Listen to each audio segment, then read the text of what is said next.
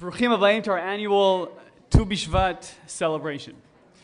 My name is Aricosh Erani, a shaliach at Chat Wallenberg campus, and we are honored to have with us our new Consul in General, Gali Baram, who is our key speaker this evening.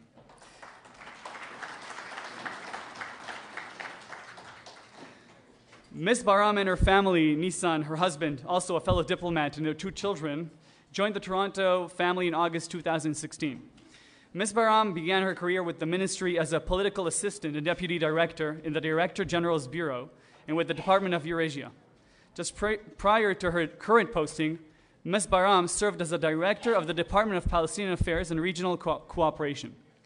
Her international posting include Counselor of Public Affairs and Coordinator of Academic Affairs at the Israeli Embassy in Washington, D.C., Counselor for Economic Affairs in Cairo, and Counselor for Political Affairs in Moscow.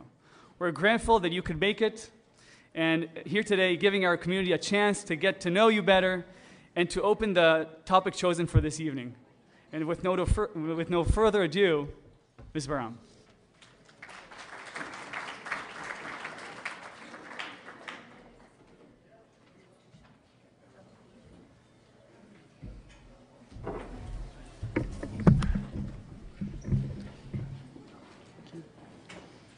Hello and good evening, Shavuot Tov. Thank you very much for inviting me and my husband to join you this evening. We try to cover, you know, that as Israeli diplomats, we're not supposed to belong to any congregation. We're supposed to cover and visit as many communities, as many synagogues as possible. And it's not easy. It's not easy. We've been traveling the world with our families, with our family. Two kids, we're diplomatic nomads. We just move from one destination to another. And it's always heartwarming to be received with open arms and to be hosted so gracefully. So I'm grateful to you, and I would like to thank you also on behalf of my predecessor, dear friend DJ Shnei Weiss, who I understand was also a guest here and visited this congregation a lot and this community a lot. And he told me so much about the Jewish community of the Greater Toronto area and how dedicated it is and how devoted it is and how involved it is and committed to Jewish continuity and Jewish education and to establishing and maintaining close relations between Israel and the diaspora. So thank you very much for providing this opportunity and inviting me to address this audience. I would like to dedicate my words today to Tue B'Shvat and talk a bit about how it is perceived and seen in Israel. I was surprised to hear so much Hebrew when I entered the room, but I was requested to speak English, so I will give my be nice, people. I will speak in English, and if you have any questions in Hebrew, if you want to have a short conversation later on in Hebrew, then I'll be here until 5 to 9, and then I have to run out to my next event. It's a very busy evening. So a few words about Tue B'Shvat. Those of you who grew up in Israel, who speak Hebrew at home, are probably familiar with the children's song for Tue B'Shvat, כך הולכים השוטלים, רון בלב ועט ביד, מן העיר ומן הכפר, מן העמק, מן ההר, בט"ו בשבט. See the planters marching with a song in their heart and a spade in their hands from the city, from the village, from the valley, from the hills, on Tue B'Shvat. And indeed, Tue B'Shvat has become a very central Yom Tov, a very central holiday in Israel, and one of the core elements in the developing Zionist ethos in the formative years of the State of Israel. Planting of trees is an integral part of Israeli culture and tradition. We all know that. And the holiday was indeed celebrated in Jewish communities for centuries. There is no question about it. But the strong connection between Tue B'Shvat and tree planting in Israel was established at the end of the 19th century. I researched that. I did my homework, you see. So I'm going to share it with you.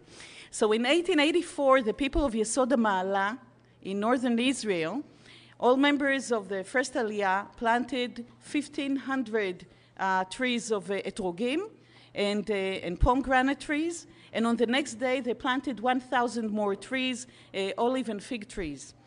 In celebrating this occasion, one of the participants wrote that as God planted trees in the Garden of Eden, we should also plant trees in the land of Israel, because after all, as he explained it, man is like a tree in a field, ki ha'adam etz hasadeh. And that tree planting reflects the return of the people of Israel to the land of Israel. This is how we saw it. In 1890, the teacher and writer Ze'ev Yavetz took his students from Zichron Yaakov again to plant trees and explained this day should be made as Yom Tov for the schools, for students, to enable them to participate in planting trees and flowers with how he put it very eloquently, with grace and elegance. Bechen uvehadar. In 1904, educator and teacher Chaim Aryeh Zuta wrote an article convincing his fellow teachers to mark Tu B'Shvat as a day of celebration and tree planting. And needless to say that the agricultural community, and especially kibbutz members, the first kibbutznikim, members of the moshavim, of the moshavot, Israel's agricultural heartland, embraced this day, as well as other holidays with a strong agricultural connection, such as Sukkot and Shavuot. And in 1908, the Teachers' Union declared Tu B'Shvat as the holiday of planting. JNF was quick to follow with planting trees. And this is how Tu B'Shvat and planting of trees turned into one of the pillars of the Zionist ethos. I grew up in Ra'anana. Today it is, it's a town, a suburb of Tel Aviv.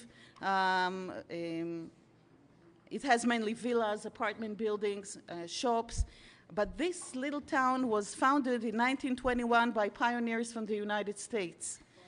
I grew up surrounded with orange orchards, open fields. It was still very rural when I grew up.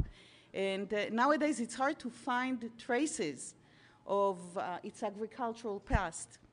But still one can easily tell where the little houses of the pioneers used to stand according to the tall Washingtonia palm trees that stand in the yards of where the old houses used to stand. The first thing the pioneers did was to plant trees, because that was the notion. If you plant a tree on your land, it means you're finally at home. The formative years of the young state of Israel were dedicated to absorption and rapid development of national infrastructures, economic growth, the establishment of hundreds of new villages and towns.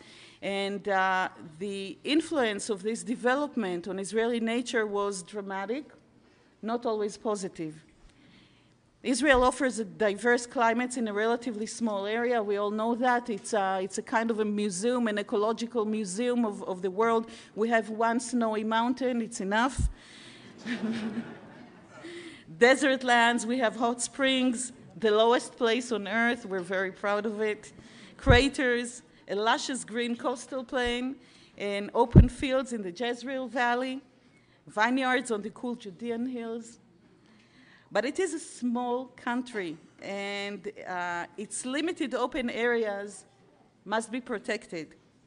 It is important to remember, and we Israelis tend to forget, that by the year 2020, Israel is going to be the most densely populated country among OECD countries. Were you aware of that? So now you are.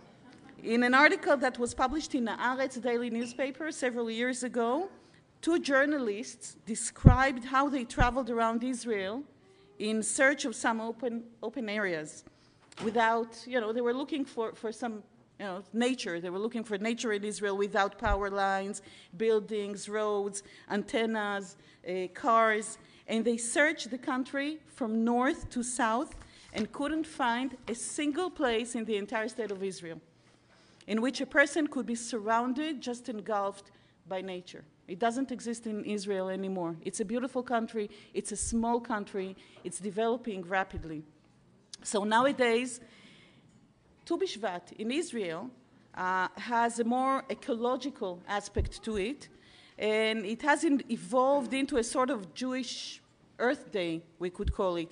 Israeli organizations such as the Society for the Protection of Nature, החברה להגנת הטבע, the Natural Parks Authority, רשות הגנים, and the Ministry of Education declared Tu B'Shvat as the holiday of nature protection. Now, I did my homework before I came here, so this week I visited the websites of some of these environmental organizations that are very active in Israel, and I was curious to see what is their recommendation to people who wish to plant trees on Tu B'Shvat. We all grew up with the notion that what do you do on Tu B'Shvat? You plant trees. So I went to these websites, and especially after the devastating forest fires that we experienced in Israel a couple of months ago. And what can I say? They were unanimous in their recommendation. And it goes as follows. Please do us a favor, don't plant any trees. That was their recommendation, seriously. I couldn't believe my eyes. Don't plant any trees. You don't understand the first thing about agriculture and about planting trees. Don't even attempt to understand. Leave it to us professionals. Take a hike with the family. That was one recommendation. Eat some fruit. Plant a geranium in a flower pot. That was another recommendation. And if you insist, build a hydroponic vegetable garden on your balcony. Can you believe that? So we don't plant trees anymore, at least just ordinary people like you and me. And as we know, we do have professionals in Israel when it comes to agriculture. Our country offers cutting-edge agricultural technology, water conservation, agriculture in arid and semi-arid lands. We cooperate with agricultural universities around the world. By the way, Guelph University is one of them, and only recently there was a mission coming to Guelph University to cooperate with Canadian partners on a certain project.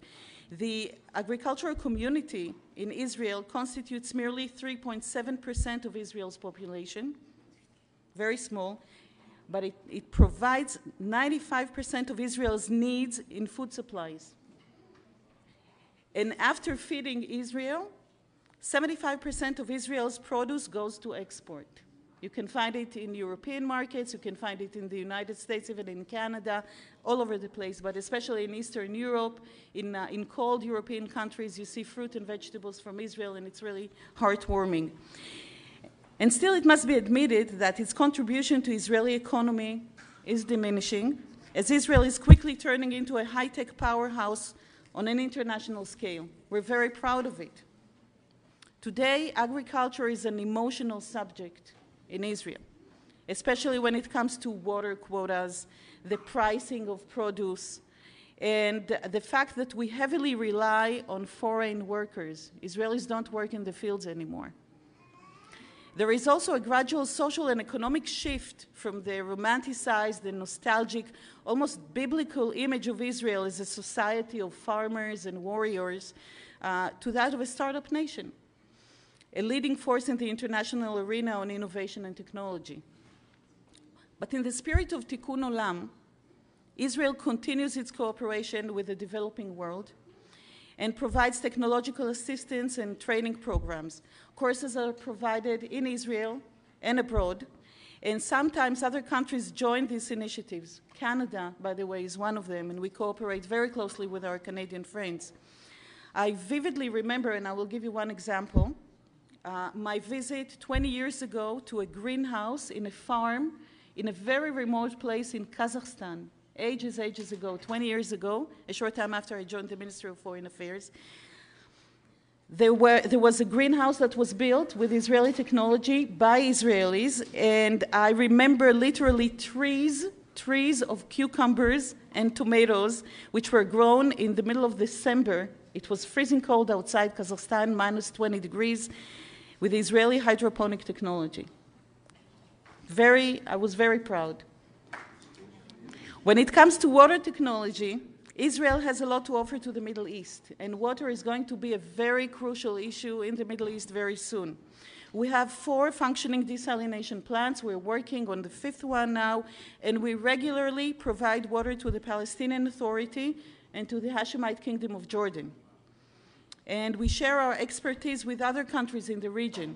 Again, Canada partners with Israel and with other countries on such a regional cooperation that has to do with desalination and water management. We usually, Israeli diplomats, we don't provide too much information about it because it attracts a lot of attention, not always positive, but the cooperation is close and it continues despite political tension in the region, geopolitical tension, and it is the intention of the Israeli government to continue supporting it. I wish to remind all of us that despite the devastation that was caused by forest fires, Israel is still the only country in the world which has a larger number of trees per capita than 100 years ago.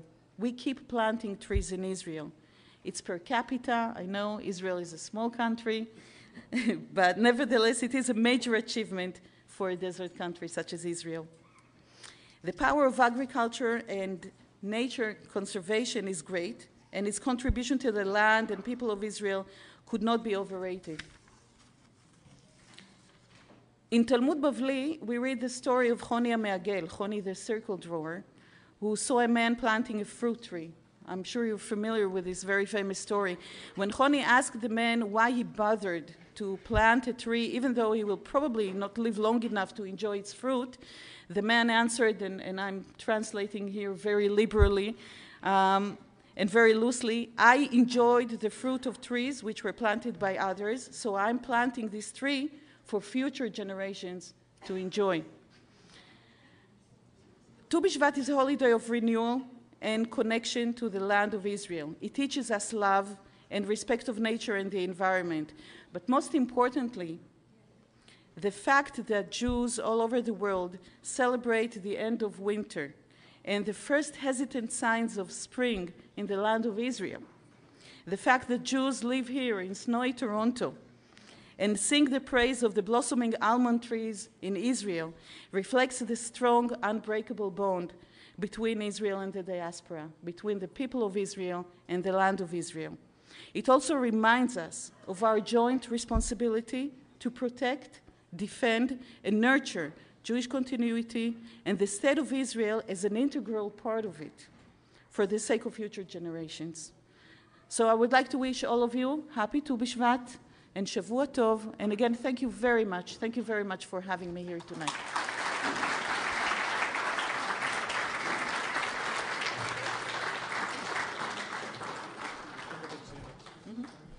I want to open the evening with, if you have any questions for Ms. Baram, this is the time if you feel that you want to ask her. She has a lot of experience. She was all kinds of places around the world. If you want to ask anything that you're curious about, this is the time.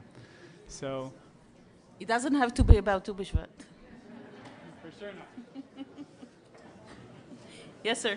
So is Israel also active in ecology in Yehuda and Shomron, like across the Green Line, or is it really, do they have their own authority in Israel and that's separate? When it comes to Judea and Samaria, to Yehuda v'Shomron, of course, we're active there because the Israeli government is responsible to the Israeli citizens who live in Yehuda v'Shomron. There are a lot of difficulties that are created because of the very, I would say, delicate, problematic relations between Israelis and Palestinians. It's complicated. The military authorities are involved in many aspects of cooperation.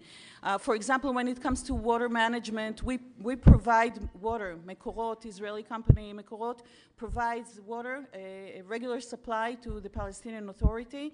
And there is a serious problem when it comes to the quality of infrastructure. Usually we stream the water in and it moves from Israeli infrastructure to the Palestinian infrastructure.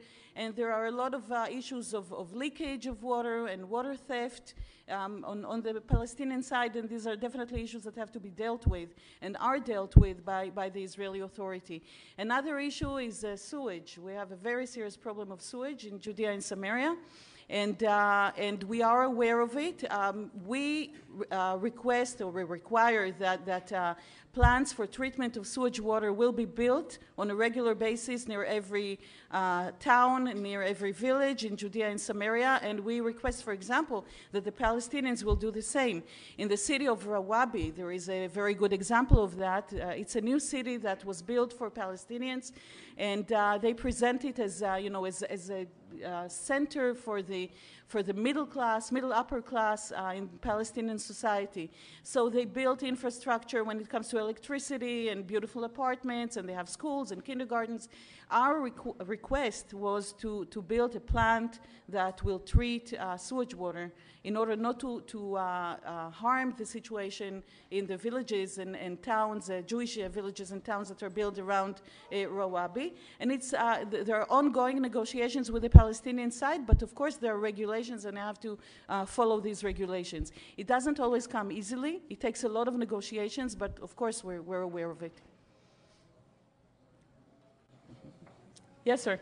Did the Volcani Institute get its drone back? Call this story. Okay, a word about Volcani Institute. Volcani Institute is, I believe it's one of the most fascinating places in Israel for agricultural research. I'll tell you a bit about the activity of Mashav, which is the branch at the Ministry of Foreign Affairs for International Cooperation. We conduct many seminars and courses in Israel and abroad in a variety of languages. We're very proud of the different speakers of different languages that we have in Israel. And we bring many groups to Israel for seminars. We conduct seminars and we teach Israeli agricultural technology. We always include Volcani Center. It is always integrated into the program, and people are amazed to see the activity, the research that is conducted there. And the cooperation, of course, is conducted on the academic level as well, because missions and courses that are conducted by the Israeli government, by the Israeli Ministry of Foreign Affairs is one thing, but we believe that cooperation between countries should be established on the academic level as well. So, for example, when a representative of Guelph University visited Israel with Premier Wynne in last May, he visited Volcani Institute as well, and it is very important for us to present what Israel has to offer to the world when it comes to agricultural technology. So definitely, we're very proud of the achievements of Volcani Center, Volcani Institute, when it comes to developing new, crazy vegetables and fruits and things that you find on the shelves and in the markets, and it's unbelievable. Everything is developed in Israel. Cherry tomatoes, for example, in a variety of colors. And I could talk about milk and how much milk the Israeli cow yields in comparison to cows from other parts of the world. A lot of achievements. I could go on forever about these major achievements, but definitely Volcani Institute is one of the most important centers in Israel when it comes to agricultural research. I was actually referring to the story when there was a visit by the Russian Prime Minister who came, and the Israeli Minister of Agriculture decided to give him the drone that Volcani had created, a one-of-a-kind drone, and give it as a gift. And there was some aftermath of that where I gathered the director of Volcani was quite irritated about That's this. right. That's right. He managed to withhold the instruction manual. So they figured until they got money to compensate from the government to replenish, to build more. So has that drone been brought back, or is it still? You explained the situation much better than me. So if you don't hold it against me, I will stick to the official guidelines. No comment. Yes, please. Where was your last? Where did you serve last? Before I came to Toronto, I served in the Ministry of Foreign Affairs. It's customary in the Israeli Ministry of Foreign Affairs that diplomats, after serving abroad, return to Jerusalem and work at the Ministry of Foreign Affairs for 2 to 3 years. And the reason is very simple. The country changes rapidly, so we have to remember what is it exactly that we represent. So I worked as director of the Department for Palestinian Affairs and Regional Cooperation. And before that, I served in Washington for 3 years, and before that in Cairo for 3 years. And in the beginning of my career, I served in Cairo, in Moscow, for 5 years in Moscow with my husband. My husband is also a career diplomat. He's sitting here very quiet and shy. Nissan, myself, and DJ joined the Ministry of Foreign Affairs together. We are from the same cadet course. It's been 22 and a half years now with the Foreign Service, right? From the summer of 1994. It was a good class. Yeah. Yes? So you said that you think it's very important for Israel to connect on an academic level when you have these missions and so on. We hear so much in the media about the tensions in the universities in terms of the BDS movement, and many professors openly express an anti-Israel philosophy in the classroom. Do you find that's a difficulty for Israel when they're dealing with the academics here in Canada? This is not the first time that I'm asked about BDS and about the activity on campus and the situation that many Jewish students find themselves on campus. I have to be frank with you. I covered BDS and academic relations when I was in Washington, and we at the Ministry of Foreign Affairs tend to judge the situation on 3 different levels: on the national political level, provincial level here as well in Canada, on the business level, labor unions, and then the academic level. And even the academic level would develop it to 2 separate groups. One of them is faculty members and universities, administrations of universities, and on the other hand, student groups and student organizations.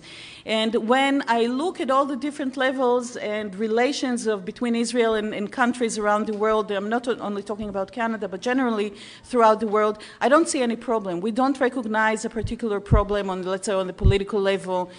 Business is booming. Business is booming. Israel has a lot to offer when it comes to innovation. And, when it comes to startup companies, there are thousands of Israeli startup companies, and the number of Israeli companies on the NASDAQ stock exchange is I think that we're in the 4th place now, 3rd or 4th place, really leading. So business is going very well. Some companies find themselves under criticism because they're Israeli companies, or because they cooperate with or work with Israeli companies. But generally speaking, when it comes to business, the situation is good. When it comes to academic cooperation as well, we don't recognize any problem. I'll just mention that in November, following the visit of Premier Wynne to Israel in May, we hosted a group of missions and delegations from Canada to Israel. I'll just name a few. Mayor Tory and Mayor Coder of Montreal were in Israel, and then there was another mission from British Columbia, and the mayor of Richmond Hill went to Israel, and every now and then we hear about a new mission that is getting organized, members of parliament and members of provincial parliament. It's going in the right direction, and they're all accompanied either by business delegations or by representatives of universities, Canadian universities, and they are interested in this cooperation with Israeli universities, and it's going on very well. It's developing. There is a lot of cooperation, a lot of many joint projects, but when it gets to the student level, of course, we are aware of the activity on campus, and we're aware of anti-Semitic, anti-Israeli, which are actually anti-Semitic phenomena, and definitely they have to be dealt with. We trust local Jewish organizations that are active here in Canada. They understand the situation on campus here much better than we would ever be able to understand, and they're very active, in a very impressive and efficient manner. And I'm full of respect to their activity. We see that in the United States as well, some isolated cases, and in some countries we do experience a more difficult situation, for example, such as in South Africa or in France or some campuses in the United Kingdom, for example, then definitely we find ourselves under more pressure. But I do recognize the problem here. I identify it as a problem that concentrates mainly on student organizations and student activity on campus. But the general picture is better than it seems. And this is how we interpret it, this is how we see it at the Israeli Ministry of Foreign Affairs. Yes. I can picture in Israel, it's so good. Why the army buy tomatoes from Gaza? The army is buying tomatoes from Gaza? Yeah, and the Israeli farmer put a big sign, free tomatoes. You know, I mentioned it in my speech. I don't know particularly about the tomatoes from Gaza, I have to admit. But I'll tell you that in my family, we do have some, farmers. And they are complaining about the difficulties and the many challenges that farmers, the agricultural sector in Israel is facing nowadays, because the tendency of the government, the tendency of Israeli economy is to rely heavily on the high-tech sector. We're very proud of it. So when it comes to agriculture, they complain. Many farmers, many people who work very hard in order to raise tomatoes or fruit, they complain about the conditions and about pricing and about quotas of water, and there are ongoing discussions about it. If we should save the agricultural sector in Israel for nostalgic reasons, or if there is a purpose in supporting farmers in Israel, because after all, these are the people who provide food for Israeli community, for the Israeli population. So it's an ongoing discussion in the Israeli public about the future of agriculture in Israel. I admit that there are many issues that have to be resolved, and that farmers in Israel should be supported more and encouraged more by the government. Definitely so. Yes, sir. And then you. Previous federal government was known to be very friendly towards Israel. Do you have any comments on the current federal government?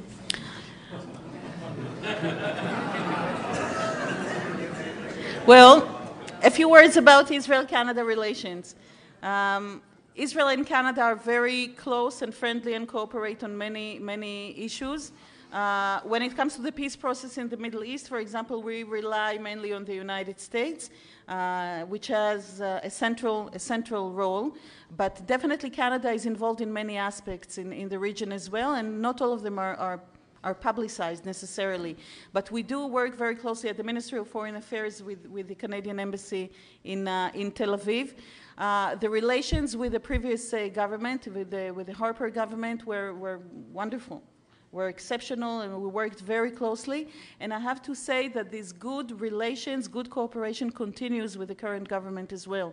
So we see, to our impression, the channels of communication are open.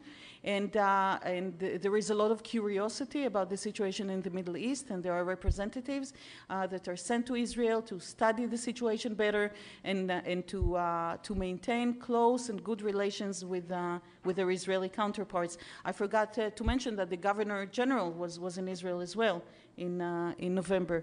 So we believe that all channels of communication should be kept open, and we do our utmost in order to provide information and to answer questions. And definitely we feel that we work very closely and on very friendly terms with the current government as well. And there was another question here. One last question. Okay. Some of these things made public. So, for example, in Ariel, which is in the Shluchim, York University, which is a place where there has been lots of issues, you've been sending professors and students to do joint programs with the university in Ariel. So why isn't that made public? Why are people not aware that even universities that are being publicly being anti-Semitic or being against the settlement, so to speak, are sending their professors there for discussions? This is very simple, I'll tell you. Sometimes you have to provide information more openly by the universities themselves. They have to take initiative and to publicize it. We provide, for example, the Israeli Ministry of Foreign Affairs is very active on social media, and we're very proud of it. This is a good opportunity to mention that if you haven't done it this far, that please join us on Facebook and Twitter. Israel in Toronto. This is my little commercial. We provide a lot of information about Israel, about Israeli innovation, culture, cuisine, and activities that are organized by the consulate. So Israel in Toronto on Twitter and Facebook. Now I'm done with the commercial. When it comes to providing information, it takes a lot of initiative on the side of the universities as well.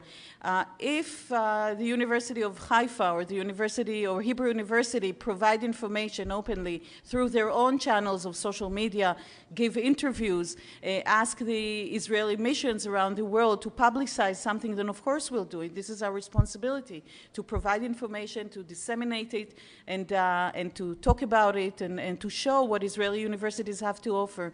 I think it's up to York University. For example, personally, I haven't heard about this cooperation between York University and the University of Ariel. And I follow academic affairs in Israel very closely. So I think it's up to the universities to provide this information, to contact Israeli diplomats, to the Ministry of Foreign Affairs, to contact the Canadian Ministry of Global Affairs, and simply to keep them posted, to keep us posted. It's a technical thing, no policy behind it. Thank you very much. Thank you very much. I want to invite our Mara de Atra, Rabbi Daniel Korobkin, to say a few words. Geveret Baram, thank you so much for joining us. Adon Baram, thank you for joining us. We're very, very honored to be hosting you. This is sort of your debut to our community, and we look forward to a very fruitful relationship, and may you have much hatzlacha in your endeavors here. I was listening to your history, Moscow, Cairo, Washington, and now, Baruch Hashem, Toronto. We're confident that you'll be as successful and make as much of an imprint on our community as you have in others before us. And I can also you touched on some of the things. We go to Israel, we take a mission every year, our Kihila. We were just in December with a group of people. I see many of the people that were on our mission that are here tonight. And the two things that you touched upon were exactly the things that we saw when we were there. One was that we were in Kibbutz Lavi, and we met with a group of people who were promoting chaklaut, farming and agriculture, and this very tension that you discussed about how on the one hand, the more glitzy industry in Israel is the startup nation, but the breadbasket of Israel and the people who are moser nefesh and are idealistic are the farmers, and they feel sort of that they've been overlooked, and they feel that the government it's sort of like been there, done that, and so there's a movement of volunteers that are bolstering the agricultural industry in Israel. They invited us the next time we go on a mission to spend an evening on a farm, because what's happening, there's a lot of poaching that's going on the farms in Israel. So people volunteer and they camp out on the farms and spend the night there to do the mishmar. So if anyone wants to come on our next mission, we'll be camping out. We're reducing the rate by $2,000 because there won't be any hotel stay. Anyway, so that's a joke. Just want to make sure you know that. And then, of course, the other thing is we had the privilege of meeting with Deborah Lyons, who's the Canadian ambassador. We were one of the first delegations that she was able to host in Tel Aviv. And she was so excited, just the enthusiasm and the energy that she displayed about Canada having partnerships with this amazing country in the Middle East. She had been assigned to not such glamorous places before. She was in Afghanistan before Israel. So it's like she was like, wow, this is really the promised land coming from Afghanistan. But let me share with you. So anyway, so thank you again for being with us, and we wish you much continued hatzlacha. Let me share with you an idea about Tu B'Shvat. But first, I can't not take this opportunity to extend, first of all, a welcome to everyone and a big yishar koach to our Shluchim who organized this entire event.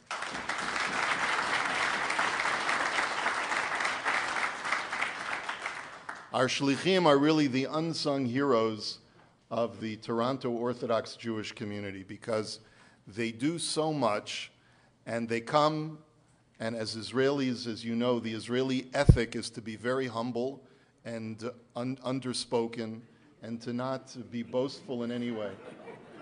And so they come, they're very friendly, they're very kind, but they don't like to make waves, they don't like to take any credit for anything that they do. So it's very important for us to acknowledge them because they will never seek that acknowledgement themselves.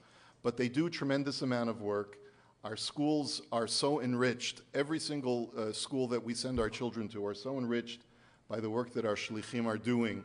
They not only bring the chamimut, the warmth, and the ruchniut, and the spirituality of Eretz and Medinat Yisrael, but they interact in a very, very meaningful way with our children so that relationships are forged and inspirations are created because of our shlichim. And so, again, Yishar Kol Chachem, and thank you for this beautiful program tonight.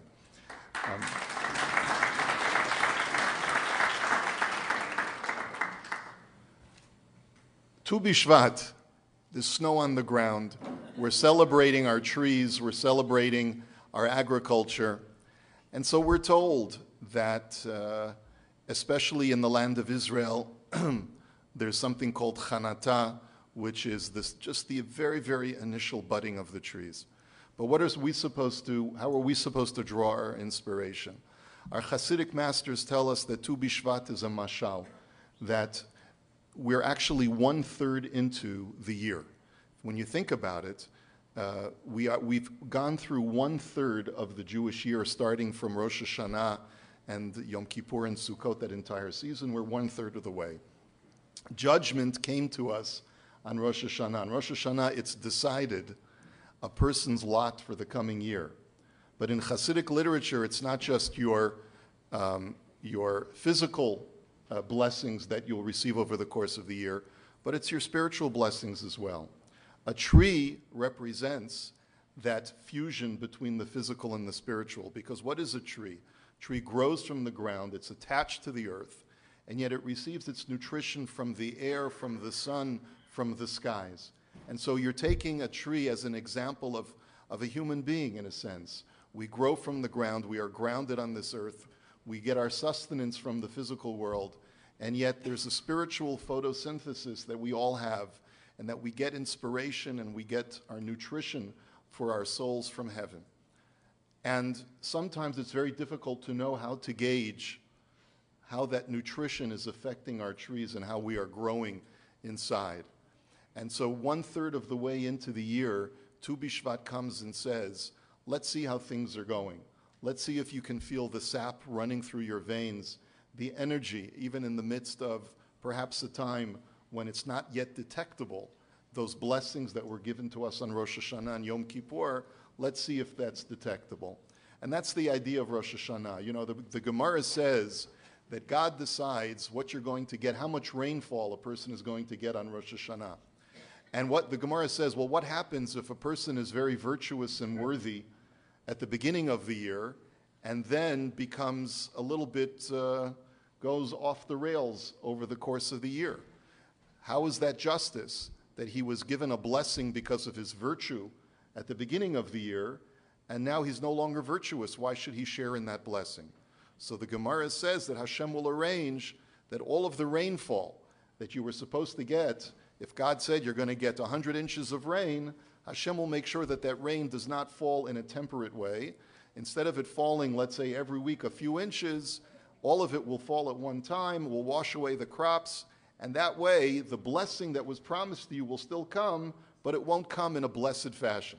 Conversely, the Gemara says that if a person was not virtuous at the beginning of the year, and he was only decreed to have a small amount of rainfall, Hashem will ration it like the drip irrigation that Israel has, and make sure that it spreads out in a way that will maximize the blessing if a person becomes more virtuous over the course of the year.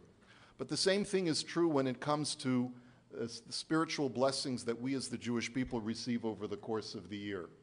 If we were virtuous, then Hashem gives us tremendous blessing on Rosh Hashanah. You'll have spiritual inspiration. But the question is, when will that inspiration come? Will it come at a time when you need it? When I'm standing in tefillah, when I'm here on Shabbat and listening to the reading of the Torah? Will those blessings, will that rainfall, so to speak, of spiritual blessing come to me at that time? Or will it dissipate at a time when I'm not able to use it properly, when I'm driving, or when I'm in my office, when I'm not able to use it properly? So those are some of the connections that exist between the human being and the trees that we celebrate on Tu B'Shvat. There's so much that we can gain from just looking outside and being inspired. And as I mentioned this morning, that's really what Shabbat is for, to be able to say Shirah, to be able to sing about the beautiful world that we live in and the beautiful blessings that Hashem has given to us. And so let's continue to sing those songs. Let's continue to look at the world around us and to appreciate the beautiful world that Hashem has given to us. Again, thank you all for coming. Thank you to the Barams for joining us. And Tu B'Shvat Sameach. Thank you. Hello, everybody. We are happy to celebrate with you this celebration that has become a tradition for the last few years. It's a celebration in which we show our love to nature by planting trees and eating from the fruits of Eretz Yisrael. It seems as though every year there are more things to celebrate, more fruit that we can appreciate, more outstanding achievements that we can say we own them all, hinting to us that there are other things that grow here, areas that can blossom and be fruitful when nourished on a holy ground. Today we wanted to take the opportunity to look deeper into those areas that made us beam our light to other nations, to convey the message that Israel is and will be a force of healing and change, not only for the startup nation, but for mankind. In an article titled The 8 Great Powers of 2017 by the widespread magazine The American Interest, Israel is listed amongst 7 other superpowers of the world to be the most influencing and impactful in the year ahead. As the words of the article notes beautifully, quote, "This year there's a new name on our list of the 8 greats, Israel. A small country in a chaotic part of the world, Israel is a rising power with a growing impact on world affairs. Although 2016 saw the passage of yet another condemnation of Israel at the United Nations, the Jewish state continues to develop diplomatic, economic, and military power and to insert itself into the heart of regional politics. 3 factors are empowering Israel's rise: economic developments, the regional crisis, and diplomatic ingenuity. Looking closely at these tells us something about how power works in the contemporary world." As the words of the article ends beautifully, Israel begins 2017 as the keystone of a regional anti-Iran alliance, a most favored nation in the White House, and a country that enjoys good relations with all of the world's major powers bar Iran. Theodor Herzl would be astonished to see what his dream has grown into. David Ben-Gurion would be astounded by the progress his poor and embattled nation has made. I will add that we here and everywhere feel what they mean. In Yechezkel, a very known phrase to explain the term Haketz HaMegula is written, "But you, O mountains of Israel, shall yield your produce and bear your fruit for my people Israel, for the return is near. V'atem harei Yisrael anfechem titnu piryechem tis'u le'ami Yisrael ki kervu lavo." The Gemara discusses this, quoting Rabbi Abba, explaining that this is no other than the Ketz HaMeguleh, the apparent redemption, end of days. Rashi there elaborates that when the land will give its fruit generously, there is no question that is when it is time. I think there is nothing more suitable to demonstrate this idea in Yechezkel by just looking a moment to see our country with its astonishing achievements.